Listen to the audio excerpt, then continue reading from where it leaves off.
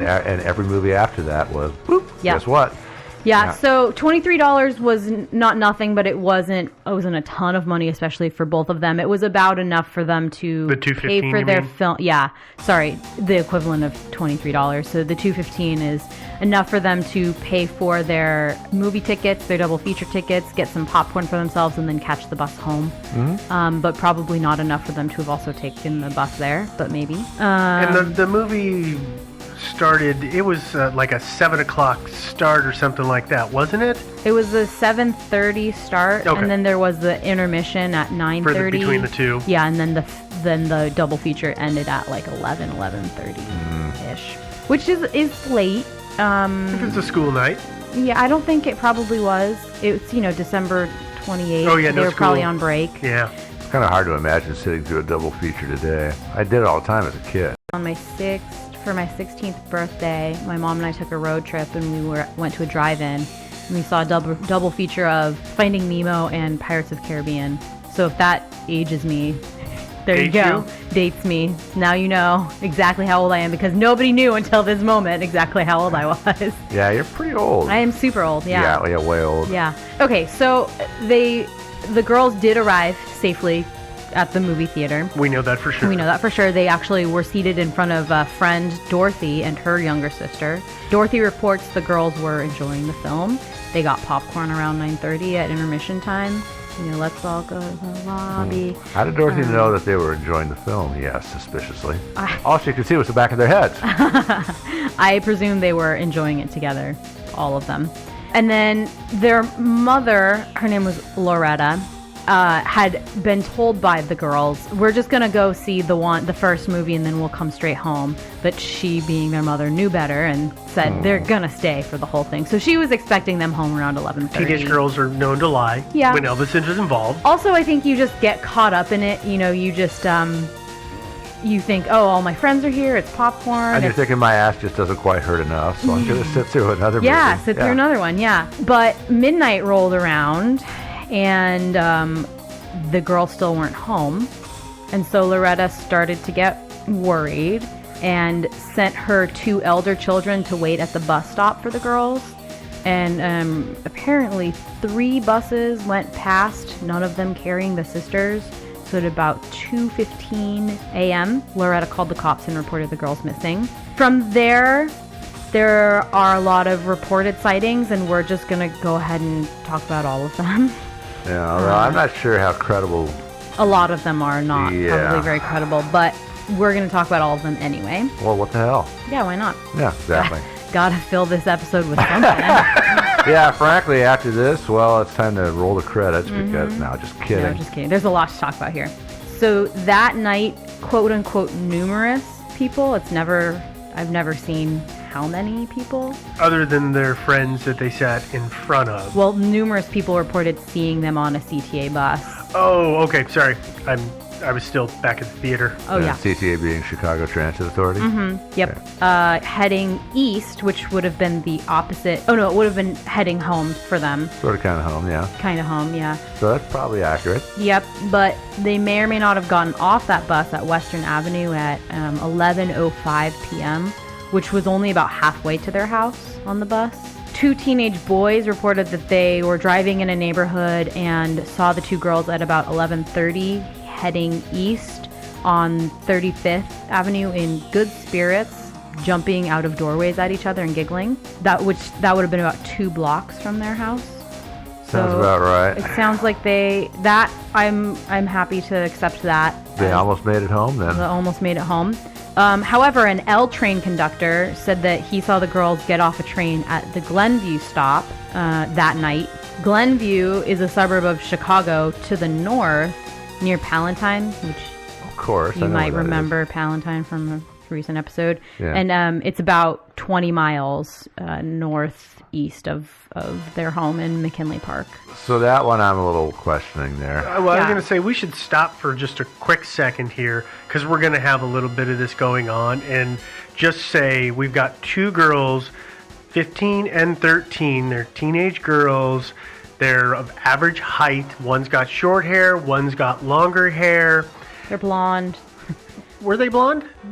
Light brown hair. It's always hard to tell because they're black and white photos, so I was never sure. Yeah, I mean they're. But they're it's not as if they have any crazy distinguishing, unique features about them. They look like most young teenage girls of the time. Exactly, which is why I think a lot of these sightings were not necessarily there. Which is why I wanted to point that out. I would agree with that. And they were kind of short. Barbara was the oldest. She was 5'1", I heard, and Patricia was 5'3", even though she was 2 years younger. Yeah, Barbara was not tremendously tall. Yeah. No, I mean my height. Yeah. Yeah. Also, the night of the 28th, a security guard claimed that 2 girls asked him for directions. Well, I guess it was like early in the morning on the 29th. It was about 2 a.m. He said that the girls asked him for directions, and he was stationed at Central and Lawrence at the bus station there, which is about 15 miles away from their home at McKinley Park. On the evening of December 29th, a classmate of Patricia reported seeing Patricia and 2 unidentified girls, neither of whom were Barbara, walk past the diner that she was having dinner at.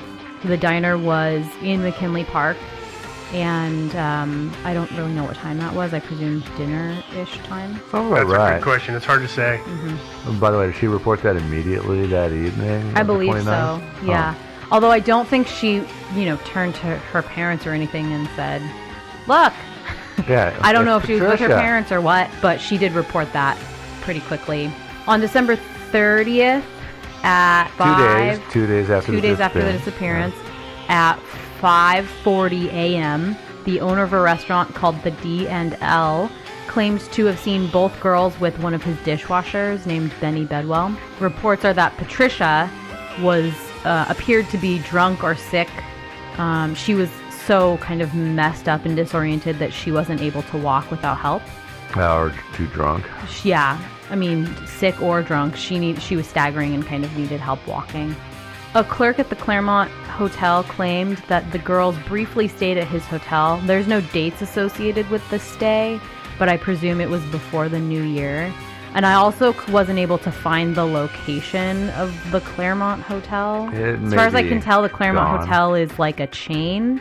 Today, and the only one that comes up when you Google is in California, so I'm pretty sure it wasn't the one in California. Nah, nothing Probably new not. did. Yeah. But I wasn't able to find any historic data about where it was. That's a little weird, though. You're a clerk at a hotel, and these 2 young girls come up and want a room.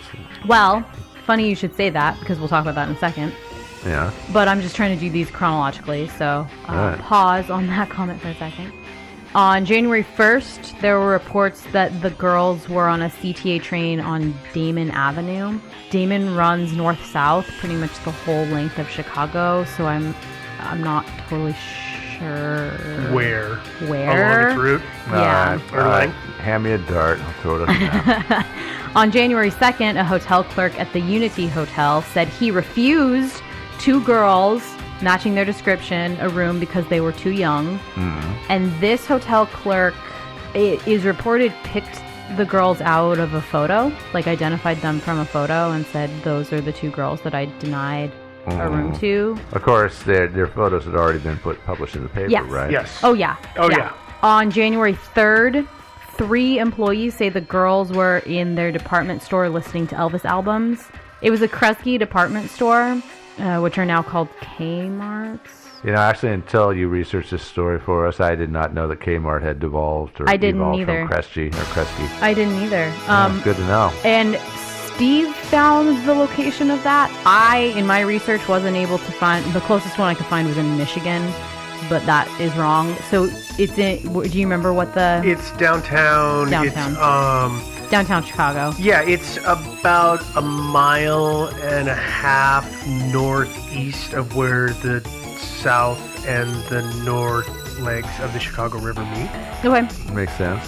So it's kind of in that city center area. Yeah, downtown. Yeah. Yeah. There was a report in Nashville of the girls from a woman who said that she met them at a bus station and went with them to a state employment agency. Because they were looking for I work. guess they were looking for work. She recalled them having used the name Grimes and apparently was able to identify them from their photos. But again, the photos were circulating nationwide at this point. But nobody at the state employee agency recalled meeting them? Apparently. No, it's just this one woman. And then on January 14th, Patricia's friend Sandra's parents got 2 phone calls around midnight. I'm not sure if it was the midnight, the 14th, or midnight, the 15th.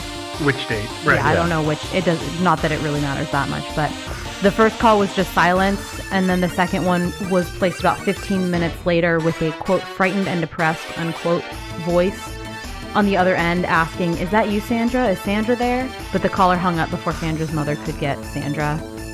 But the mom is pretty sure that it was Patricia calling. Okay. So that's all the sightings. So I suspect there's a lot of power of suggestion in a lot of these sightings. I would say that's true, yeah. And the vast majority of them, probably, if not all of them. Yeah, for sure. That's not unusual. No, especially when like a nationwide hunt is on. Yeah. On January 22nd, 1957, so almost a month after the girls 3 disappeared. weeks, yeah. Yeah, almost a month. 25 days. Yeah, you're right. Okay. Leonard Prescott, who was a local construction worker guy, was driving along German Church Road, which is like 200 feet away from being in Willow Springs, Illinois. And Willow Springs is a small village that's like west of Chicago. Which I'm sure is part of Chicago today. It's not, actually. It's still it's not? No, it's still a village. And it's about 20 miles southwest of McKinley Park down I-55. Or Interstate 55. I don't remember what they call it in Chicago. We would call it I-55.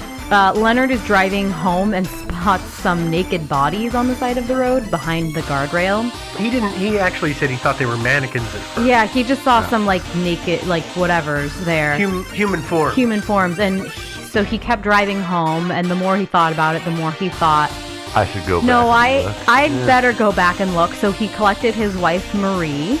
And Where did he collect her from? Home. Oh, she wasn't a collector's item? No. Haha.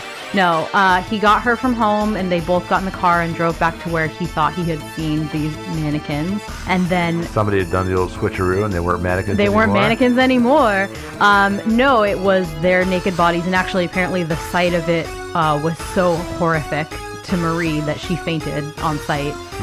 So they, understandable. Of course, being good human beings, call the authorities. Leonard actually was very wise to do what he did by not just stopping. If I'm driving along and I'm near my home and I think I see a couple of naked bodies on the side of the road, go get somebody. I'm going to go get somebody to find them with so that I am not spotted being the person next to said naked bodies. Oh, yeah. Good point. Especially because, these are the pre-cell phone days, so then you have to, leave to call somebody. So if you're spotted standing there and then you leave, even if you're going to call the authorities, that is going to look probably not great. Right. Well, it looks a little hanky, but then that's why you don't dawdle. You get that phone call into the ASAP. Oh, yeah. So both girls were naked and dead. That probably goes without saying. Barbara was laid over on her left side with her legs slightly drawn up to her body. And Patricia was laying on her back, covering Barbara's head, kind of. Laying on top. Basically, her body was partially on top of her sister's. Yeah, and it was deemed really likely that they had just been dumped there from a passing car.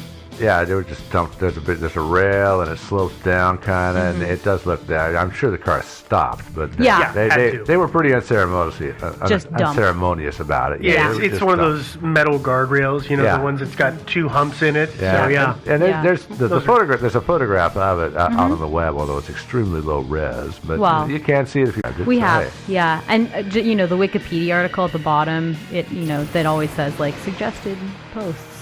And one of them is murders, and one of them is dump jobs.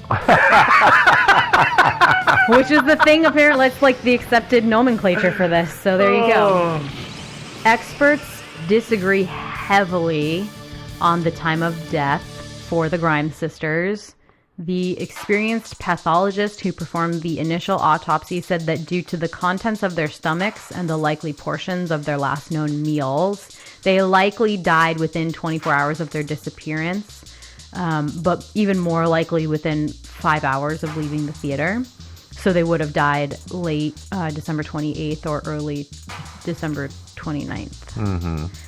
Sounds about right. Unless their kidnappers fed them the exact same meal, which some potato dish, and I can't remember what it was now. Yeah, it was just some potato. And then they had popcorn. And then I think they had a chocolate chip cookie. And they had popcorn. And then popcorn at the theater. Yeah. I mean, it's not something that would have been terrible. I mean, it's not as though they had dinner, right then. It would have been pretty well digested stuff in their stomach. Or their innards and their intestines. Yeah. But at the time, the chief investigator to the coroner's office, whose name was Harry Glose, he disagreed adamantly.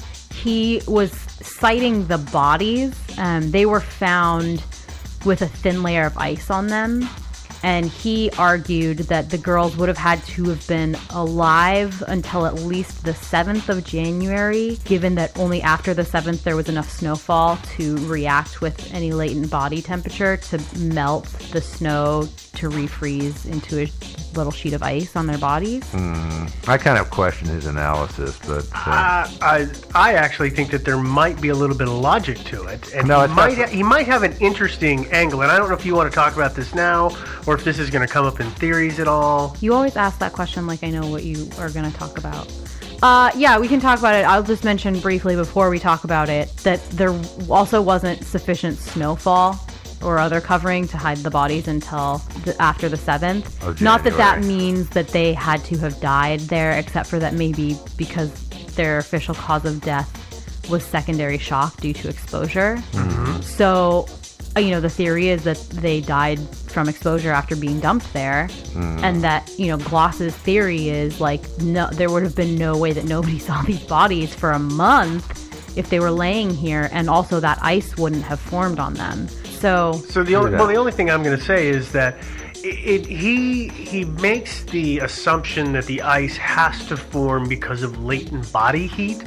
It is possible that the girls died of exposure somewhere, and some creepo kept them in his basement or something, or in a freezer, or just somewhere. But then they're not frozen, so they're in his car. They're kind of at room temperature, and then when he dumps them outside, at that point they're going to have some residual heat from the environment they were in prior to being deposited over the side of the guardrail. Yeah, that's the only thing, is that it's like he said they had to be alive because of, but he might have hit on something. He might have just been looking at it in the wrong way. Well, the reason I don't buy that quite is that there wasn't actually a lot of any decomposition to speak of. So if they'd been kept around at room temperature for that length of time, the bodies would have been in much, much worse shape than they were in. Which is why I kind of support the theory that they were murdered sometime right after they disappeared, and just kept in a deep freeze somewhere, like a meat locker or something, and then eventually taken out and dumped, and but probably waiting for the first snow, and just saying, hey, this would be an opportune time to dump the bodies because they'll be covered with snow for a while. Yeah, but I do agree with Gloss that it's a little weird. They were, but to Joe's point of somebody keeping them in the deep freeze, the bodies were so frozen that they had to be taken to the MEs and let sit around for a while to defrost. No, I totally agree with that. It took at least a day, I think. Yeah, it is just interesting that there was that thin layer of ice that formed on their skin. And again, for anybody who's thinking this, because my first reaction was like, well, yeah, if they were kept in a deep freeze, of course there would be ice on their bodies. Sure. But no. Yes, there would be ice on it, but it would be ice crystals, not an ice sheet. Yeah, and the ice sheet could have only formed in their current positions. And if they were just, unsummariously dumped, they had to have been transported and dumped somewhere, so... True that, but at the same time, we have around here, we get a little snow, and then it thaws a little bit, and it freezes again. We get that all the time around here, freezing rain and stuff. Absolutely. It happens just about everywhere. Yeah. So absolutely. We don't know, but I still think they probably died shortly after they were kidnapped. Yeah. And then, as to the cause of death, I read one analysis by a guy who claims to have been working on the case as a cold case for a while. He said that one of the things you don't hear about is that there was actually bruising on both of their cheeks. Which is consistent with somebody clamping a hand over their faces and smothering them to death. Yeah, there was a lot of bruising on their bodies. Yeah. But apparently no obvious fatal wounds. Yeah, no, this is just a little bruising on their cheeks, which would be consistent with just somebody forcefully, holding, his hand over their face. Yeah, which is totally possible.